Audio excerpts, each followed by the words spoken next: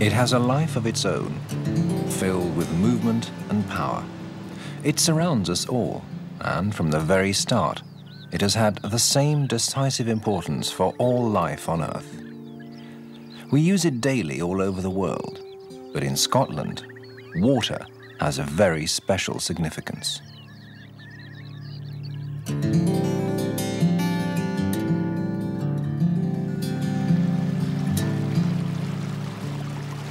Nobody can be sure about the origin of whiskey, but we do know that its name comes from the Gaelic Ishka, meaning water of life.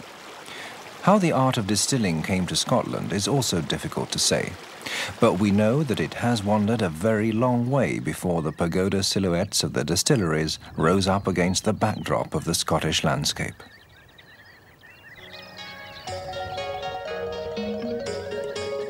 It is said that people were distilling spirits as early as 1116 BC in China, and someone has said that spirits are something men cannot live without.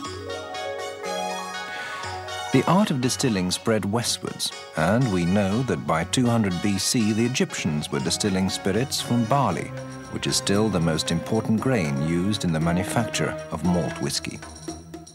In the 8th century AD, the Arabs refined the technique of distilling before it reached Spain and Europe.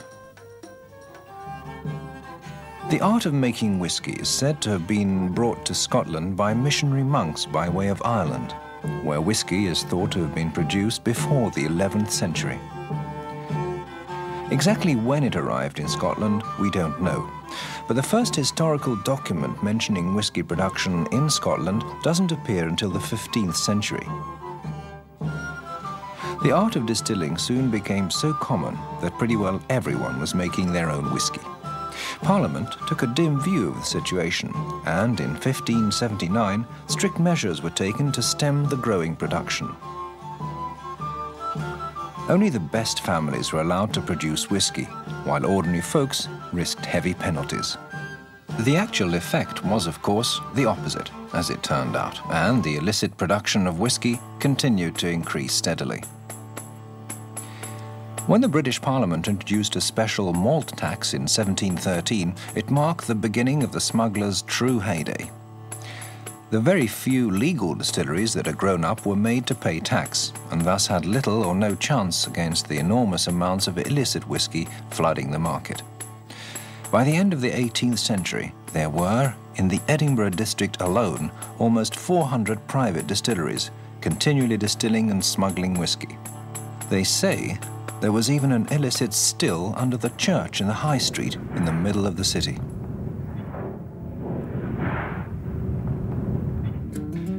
1823 was the year in which 14,000 illicit stills were impounded. George Smith, an illegal distiller from Speyside in the Highlands, was among the first to be granted a license to distill whiskey. He founded the Glenlivet Distillery, now famous all over the world.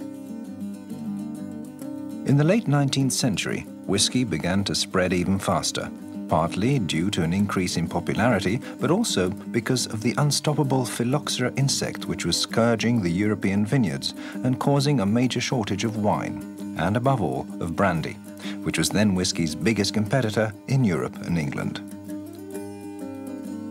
When Parliament, after much discussion, relaxed the strict rules governing what could be classed as Scotch whisky in 1909, sales grew even more. It now became legal to mix different types of whiskey and make what is known as blended whiskey, with a more even and somewhat milder taste.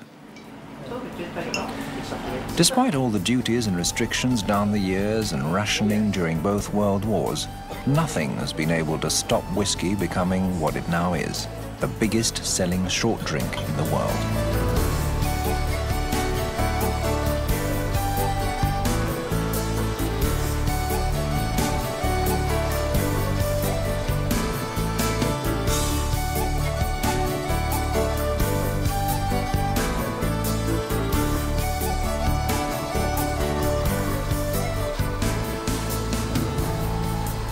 Scotland is the doyen of whiskey-producing countries, and its more than 100 distilleries divide into 4 main production districts: Campbelltowns, the Lowlands, the Islands, and the Highlands. The Campbeltowns, which was one of the first and then very productive whisky districts with 30 or so distilleries, is now the smallest with only a few left. The whisky produced here has a fairly distinct, slightly salty sweet taste. One well-known brand from the district is Springbank. The Lowlands is another district that, with time, has diminished in importance. There are only a handful of distilleries in operation today, and the whisky from these distilleries generally has a fairly soft taste. One of the best-known brands is Rosebank. The islands is, in terms of whisky production today, only one island in reality, Islay, off the west coast of Scotland. There are a number of distilleries here famous for their strongly flavoured peaty whiskies, with an aroma clearly influenced by the location on the Atlantic coast. Laphroaig is one example of a very powerful Islay whisky with tones of both sea and seaweed.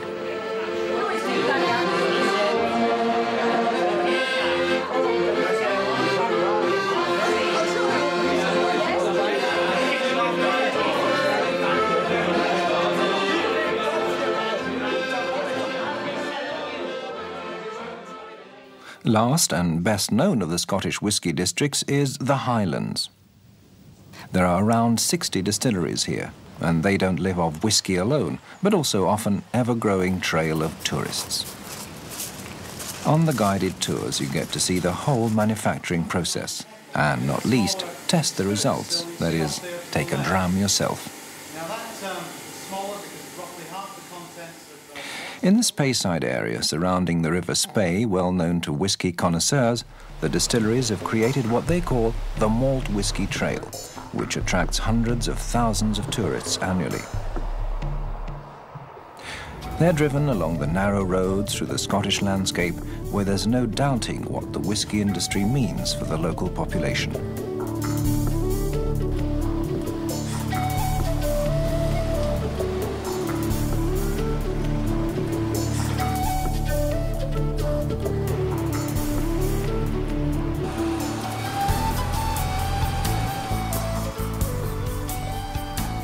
There are 8 malt whisky distilleries along the Malt Whisky Trail, all beautifully set close to their watercourses. Here, for example, you find Glenfiddich, the world's biggest single malt, and also one of the few distilleries with the right to bottle its own whisky. Evocative names like Cardew, Glenfarclas, Glengrant, Glenlivet, Trathysla, Tanavulin, and Tamdhu are all distilleries here among the Highland glens. The Highland Park, the most northerly whisky distillery in the world, is also counted as belonging to the Highlands, even though it is in the Orkney Islands off the north coast of Scotland.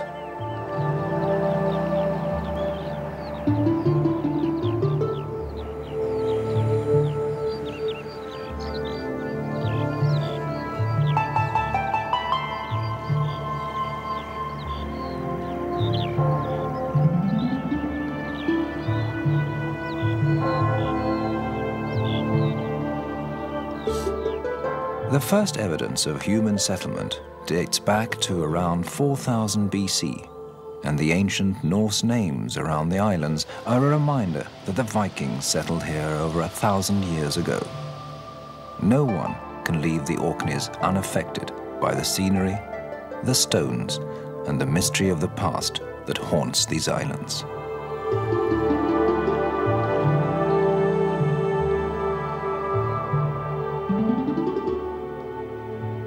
The Orkney Islanders have long known the art of distilling whisky, and the Highland Park Distillery was founded as early as the end of the 18th century, and is today one of the few distilleries where you can follow the entire classic whisky process from start to finish. Pure, fresh spring water, barley and yeast are the basic ingredients of a malt whisky. When the barley has been delivered to the distillery, the manufacturing process that leads to malt whisky can begin. The first stage is the malting. The barley is steeped in water for 3 days and then spread out on malting floors to germinate and produce the enzymes which will later convert the starch into sugar. To maintain the right temperature, And so that the germs don't get caught in each other as they grow, the barley is turned 2 to 3 times a day. It takes 6 to 7 days for the germs to grow just the right length to give the best results. Then they're transported up to the kiln towers that give the distilleries their distinctive silhouettes. This is where what is now called the green malt is spread out to be dried and smoked in the heat from the large kilns in the cellar, fired with dried peat.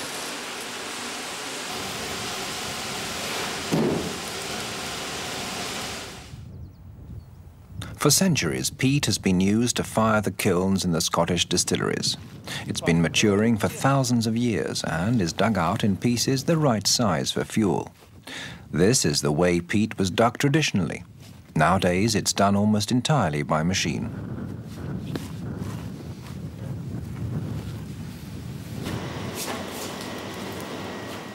The heat and the smoke from the burning peat rises up through the floor and dries the green malt, and the smoke flavors the germs.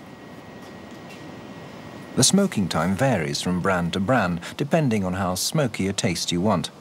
So it's here and now that whiskey gets its characteristic smoked character.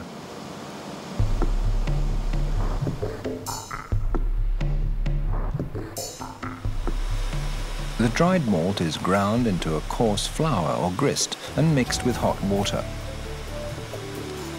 And it's during this mashing that the starches are converted into a yellowish sugary solution known as wort, which is led off and mixed with yeast in huge vats called washbacks. Almost 300 kilos of yeast is mixed into 30,000 litres of wort. The nutrients in the sugar set off the fermentation, which forms alcohol and produces a type of beer with an alcohol content of 7 to 8%. The distillation itself is done in huge copper pot stills. Each distillery has its own shape of pot, and if one of them has to be replaced, the new one has to be identical so as not to adversely affect the result. This is the true heart of the distillery, and it's the job of the stillman to monitor the whole process very carefully. The wash is distilled in 2 stages. In the first stage, the alcohol is separated from the water, yeast and other waste. In the second phase, this distillate is redistilled to produce the pure and clear spirit, which is to become whiskey. The stillman follows the flow through the spirit safe, whose locks are by tradition sealed by the customs and excise, so that no whiskey could be led astray to avoid tax. When the second distillation is done, it's only the pure centre cut that's approved for maturation. The foreshots and feints, the oily spirits that come off first and last, are channeled off to be redistilled in the next batch.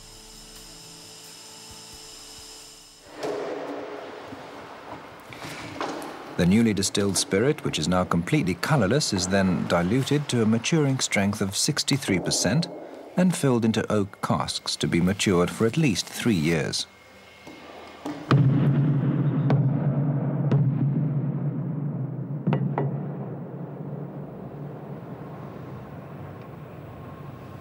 All over Scotland, rows upon rows of casks lie stored in silent majesty, enormous quantities of Scotch in classic oak casks, which have become an industry in themselves in the wake of the whisky trade.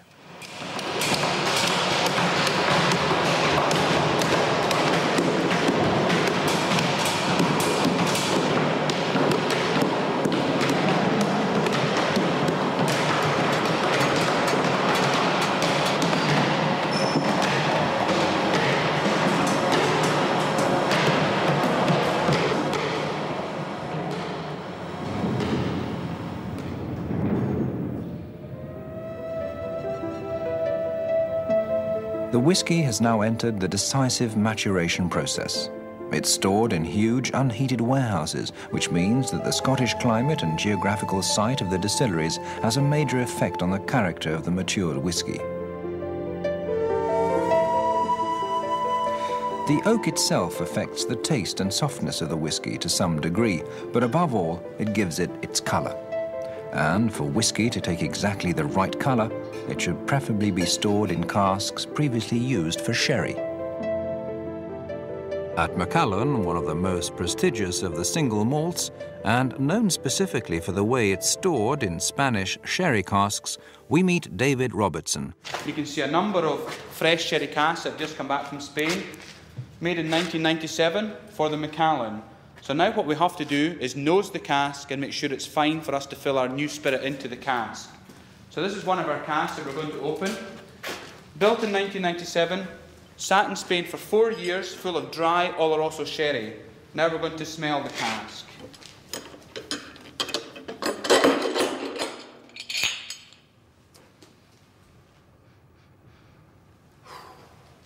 And when you actually nose the cask, you can smell the dry Oloroso sherry, the spices, the resins, things like cloves, nutmeg, cinnamon, ginger, some dried fruits. Perfect for us to fill our new spirit into the cask, and then we put it in our warehouse for 12, 18 or 25 years for maturation. Attempts have been made at maturing Scotch whisky in other countries, but the result has been a completely different type of whisky. They've even copied and built identical distilleries in other countries, but have never got anywhere near copying true Scotch.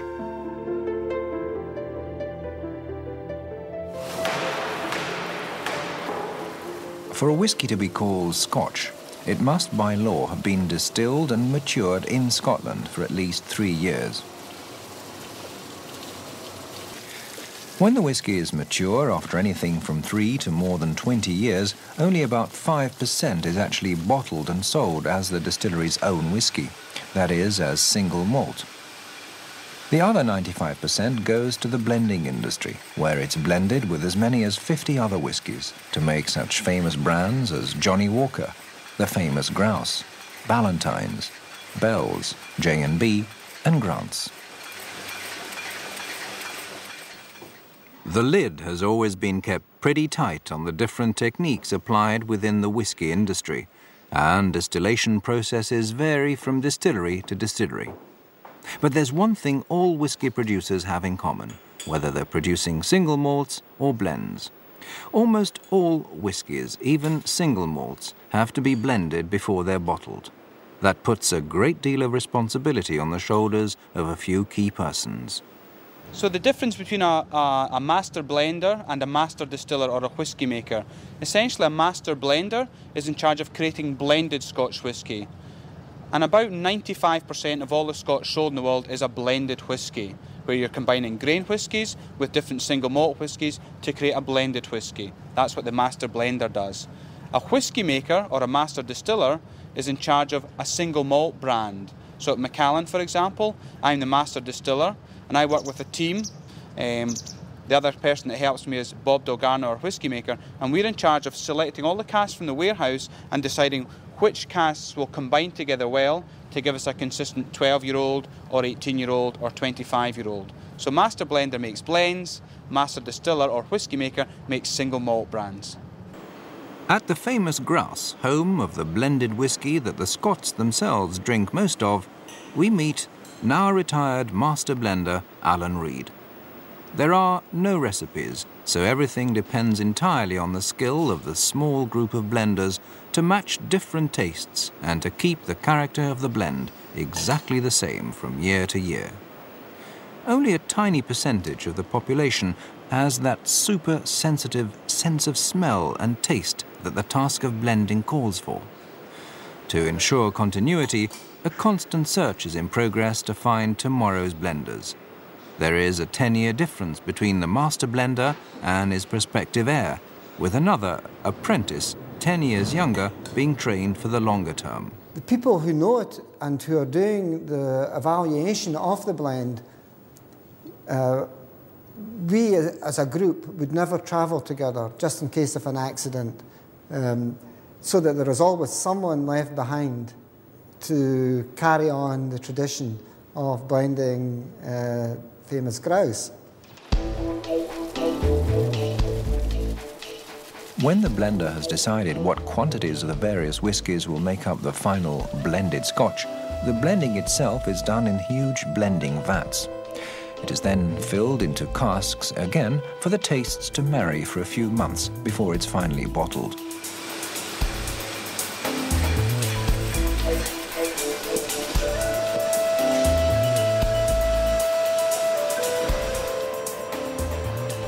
In Elgin, near the mouth of the River Spey, we find Gordon and MacPhail on the very same spot it's occupied since 1895.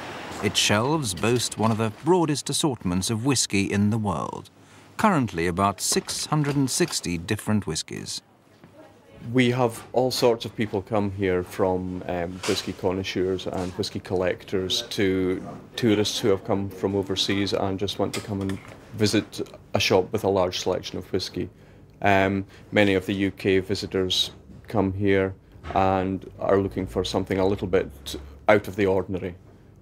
Also, we have people who come all the way across the world to visit this store, from New Zealand, Korea, Japan, Russia, from all over. We had one Brazilian in once who appeared here at 5 o'clock one night and almost cleared our shelves. He bought nearly one bottle of everything we sell, and I think he spent around £7,000 or £8,000 in one go. He was a nice customer to have. And for anyone wishing to do some really serious whisky tasting, we recommend the Cregalachi Hotel. You're unlikely to find many hotel bars anywhere that can offer as wide a choice of whiskies as the bar of this much talked about establishment by the River Spey. Thanks, no problem. How the whisky is to be drunk is a point for debate, but at the Cregalachi, they know exactly how it should be served. Water does actually bring out more flavour, more aroma, so that's the proper way to drink it. So just the smallest amount of water, not too much. Just about that, nothing more than that. Give it a few minutes, give it a swirl, then have a smell, and that one smells very nice. Whisky is now produced mainly in 5 countries: Scotland, Ireland, the USA, Canada, and Japan. Most aspects of both production methods and taste are different in the different countries, and even the name whisky itself is spelt differently. In Ireland, they say they were the first to distill whisky, a source of lively discussion between the Scots and the Irish. The Irish whisky produced here has an E in it, which Scotch doesn't.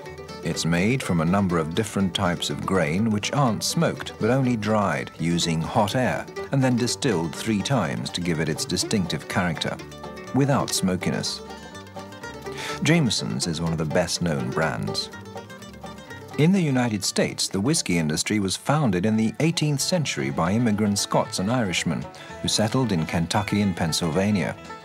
They talk of a Baptist preacher by the name of Cray who lived in Bourbon County as the first man to make whisky, giving rise to what is now the protected name bourbon whisky, spelt like the Irish with an EY at the end.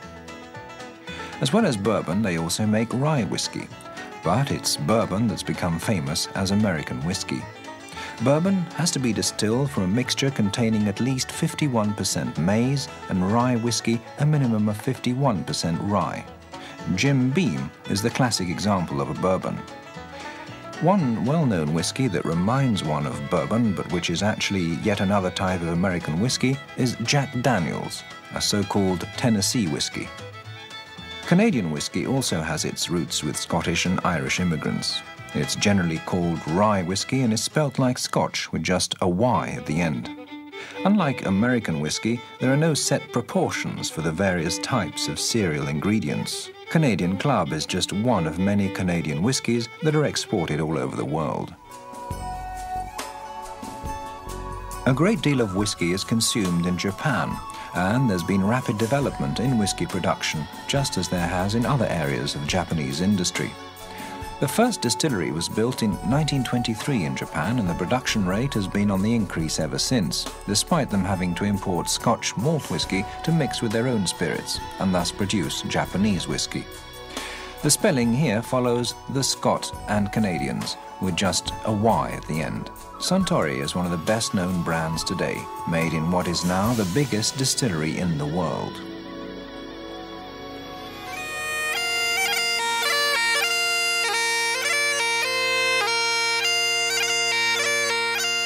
In spite of the fact that whisky is now made all over the world, there is no other country that we identify with whisky as we do Scotland. At present, there are 2,540,000,000 litres of whisky maturing in Scotland. 650 million litres are sold every year on 190 different markets all over the globe. About 85% of all Scotch is exported, above all to Europe, the United States and Japan. And the whisky industry is among the 5 largest income earners in the entire United Kingdom. So whisky is the biggest selling short drink in the world, and one need hardly mention its importance for everyone living in Scotland. It's summed up perfectly in the original Gaelic name for whisky, Uisce Beatha, the water of life.